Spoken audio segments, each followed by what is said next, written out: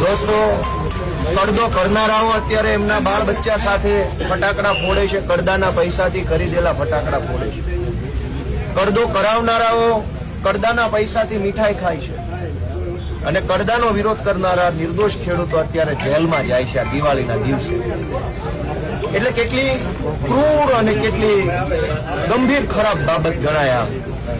ભાઈ કે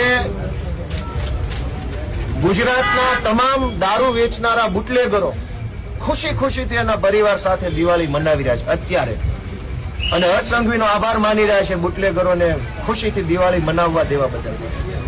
ગુજરાત આખામાં ડ્રગ્સ વેચનારાઓ પોતાના બાળ બચ્ચા સાથે અત્યારે દિવાળી મનાવી રહ્યા છે. આજે આ દિવાળીનો દિવસ છે.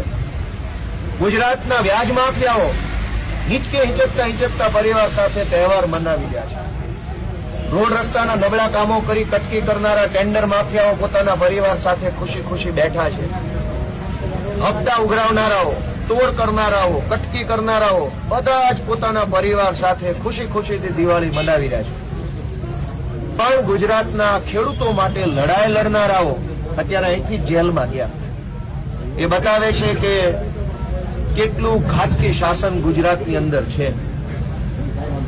આ સમયે બુટલેગર જેલમાં હોવા જોઈએ, માફિયા જેલમાં હોવા જોઈએ, આ સમયે ગુંડાઓ જેલમાં હોવા જોઈએ. એના બદલે ખેડૂતો જેલમાં જઈ રહ્યા છે. એટલે મને એમ લાગે છે કે આ દિવાળી નથી, અંધકાર છે.